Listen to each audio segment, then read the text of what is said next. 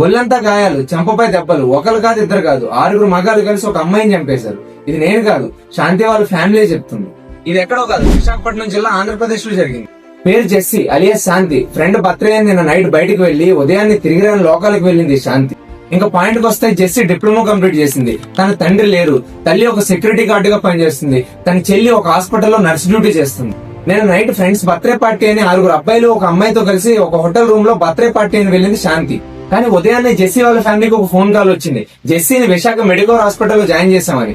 ఒక్కసారిగా జెస్సీ వాళ్ళ family shock అయింది. కానీ జెస్సీని ఫ్యామిలీ చూసేసరికి జెస్సీ చనిపోయింది. ఒళ్ళంతా గాయాలు, చెంపపై దెబ్బలు, మెడపాకం కమిలిపోయింది. కానీ ఫ్రెండ్స్ మాత్రం జెస్సీకి ఫిట్స్ వచ్చింది, అందుకని జెస్సీని హాస్పిటల్లో జాయిన్ చేశామని చెప్తున్నారు.